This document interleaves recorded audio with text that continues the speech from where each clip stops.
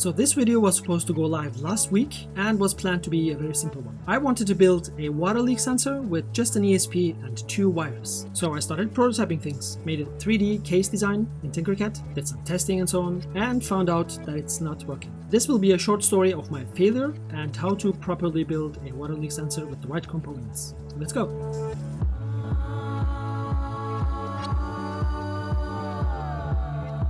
The reason I wanted a water leak sensor is because recently I bought a portable cooler which is spitting out water from a pipe of its spec. So like everyone else, I put in a vase or a big bottle to collect the water and empty it periodically. But the issue is when I'm in deep work, I might forget that there's actually a bottle that I have to empty and water might spill over the edge and causing problems. So I got to work and designed a 3D case based on the assumption that it will have 2 cables running down to the vase or the bottle. So if the water reaches a certain level, the circuit will close and the ESP will know and send a notification to Home Assistant, and there I can trigger some automations or give me some notifications.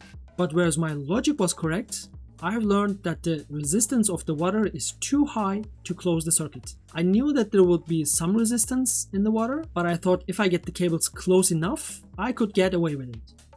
I did not.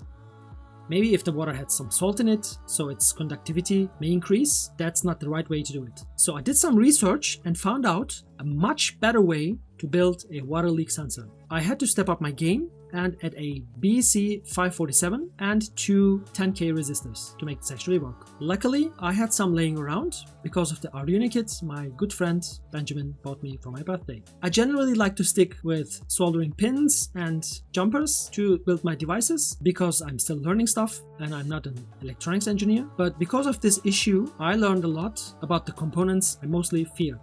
So let's have a look at the parts that we're going to use.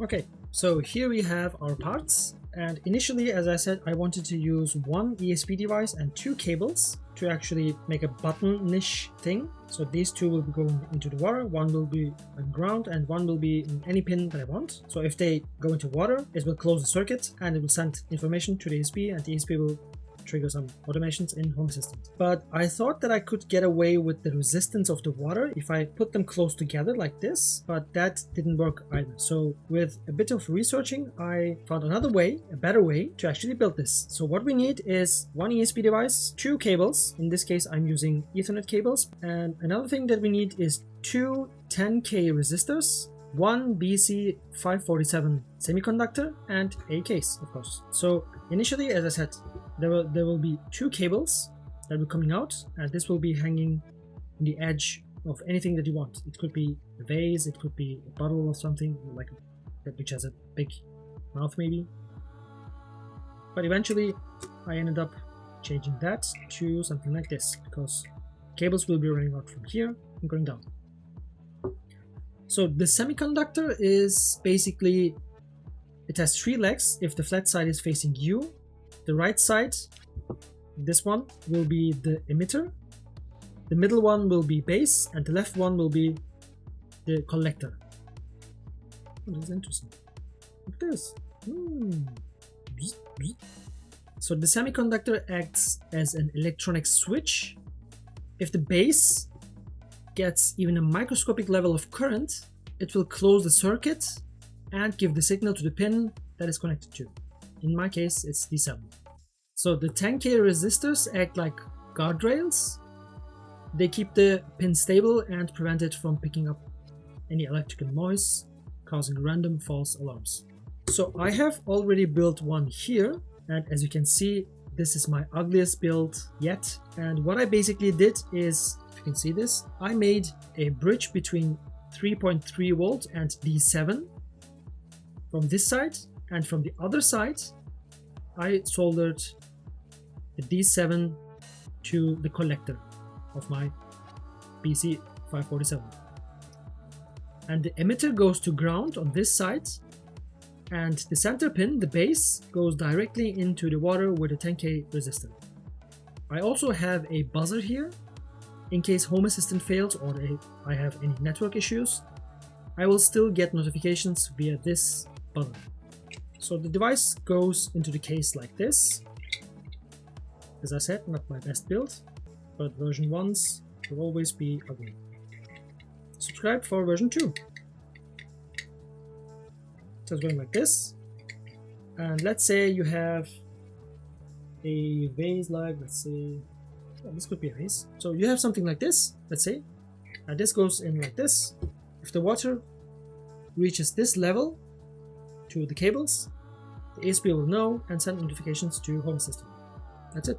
I will share the design files, of course, if you want to, and you can change these gaps if you want to, for your own use case maybe. Check the description.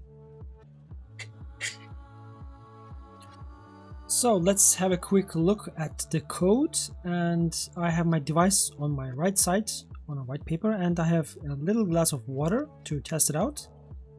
So if you go to our code here, you can see this is a basic ESPHome configuration.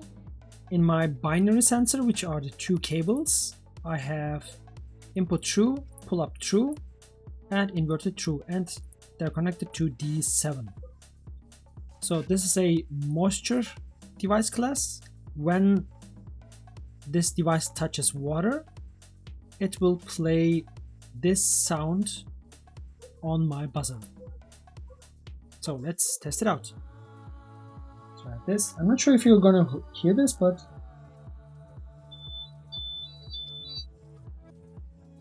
what?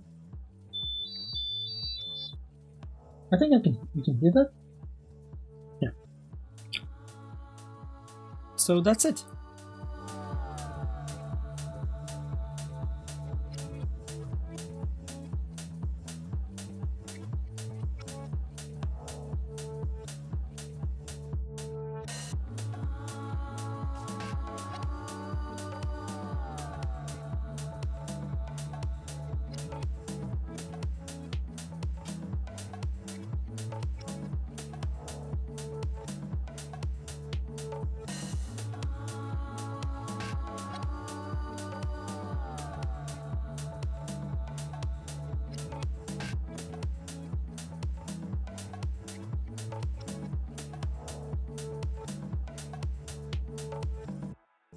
Alrighty, so we have the sensor in place, and let's quickly add them to our dashboard so we can see what's going on with the sensors.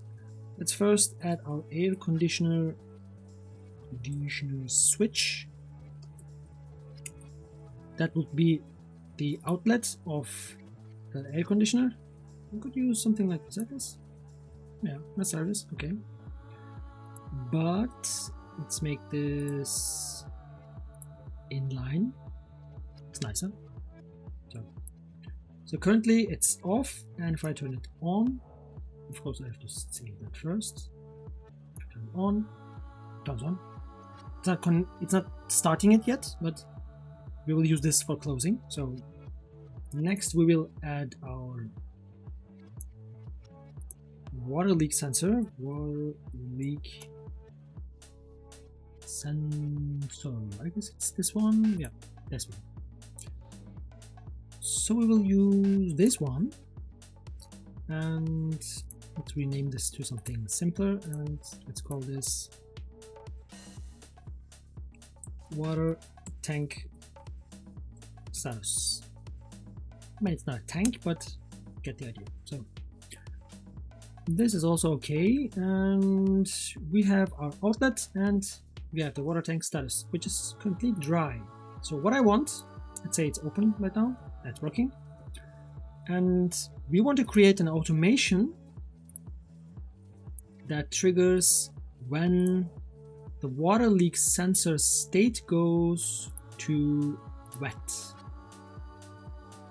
If the water leak sensor goes to wet, I want to add an action, and I want to turn off that air conditioner switch, the outlet, turn off switch. So if this gets wet, this will turn off. I also want to add a notification to myself.